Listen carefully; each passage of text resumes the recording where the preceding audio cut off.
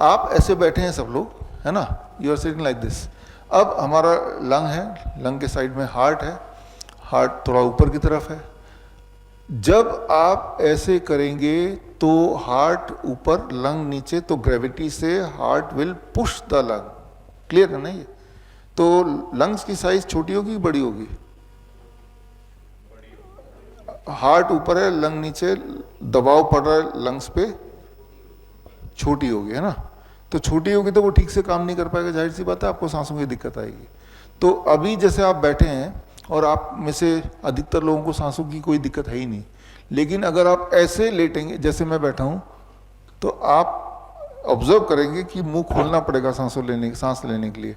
मुंह बंद करके सांस नहीं ले पाएंगे, है ना, दिक्कत आएगी आपको। तो आपको समझना पड़ेगा कि ग्रेविटी की इंपॉर्टेंट मुख्य भूमिका प्ले करता है, जिससे आपके बॉडी के ऑर्गन के साइज छोटा बड़ा, उनका काम ज़्यादा कम हो जाता है। उदाहरण के तौर पर मैं कुछ एग्जांपल दूंगा।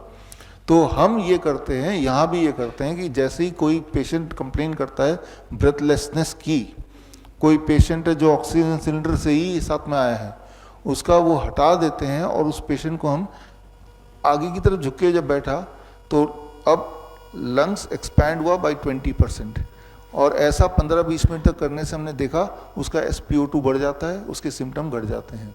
तो हमने क्या किया, सिर्फ पोस्चर को बदल दिया, और ये कितनी देर में काम आएगा, 15-20 मिनट।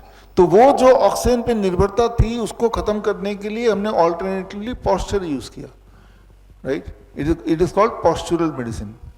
आप देखेंगे कि किसी भी हॉस्पिटल में पेशेंट को लिटाया होता है तो कैसे पेशेंट लेटा होता है? पेशेंट हमेशा हॉस्पिटल में लेटा होता है, पीठ के बल लेटा होता है ना, राइट। अब जब पीठ के बल मान लो मैं लेटा हूं तो हम लंग छोटा होगा कि बड़ा होगा? छोटा होगा, है ना। उसी पेशेंट को मैंने पेट के बल लिटा दिया, इट्स कॉल्ड प्रोन वेंटिलेशन, याद रखिए प्रोन। तो अब जैसे पेशेंट लेटा हुआ है तो द लंग एक्सपैंडेड, और ऐसे ही लेटा रहेगा तो 15-20 मिनट में उसका SpO2 बढ़ने लगेगा, या तो बैठे या लेटे, राइट। लेकिन लेटने का पोस्चर ये है। अब देखिए जो स्लीप एपनिया का पेशेंट है यहाँ पे कोई स्लीप एपनिया, मतलब आधी रात को उसकी सांसें अटक जाती है, वो उठ जाता है। तो स्लीप एपनिया का पेशेंट आप है ना, स्लीप एपनिया का पेशेंट को क्या करना चाहिए कि उसकी सांसें ठीक से बनी रहे। सबसे इंपॉर्टेंट तो सांसें ही हैं, वही रुक गया तो फिर बचा ही क्या। तो उसके लिए हमने वो तभी वो सांसें आती रहेंगी जब उसका लंग एक्सपैंडेड रहेगा, है ना, समझ रहे हैं ना।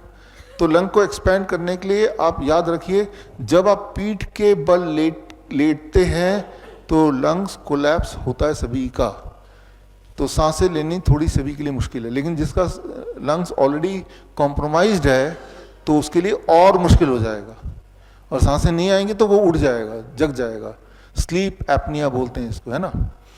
तो ऐसे लोगों को हम बोलते हैं जब तक ये ठीक ना हो जाए, ठीक करने के लिए वो 3 दवाइयाँ हैं, पर उसको कुछ दिन लगेंगे, तक आपको पीठ के बल नहीं सोना है। क्लियर होगी बात? पीठ के बल नहीं सोना है।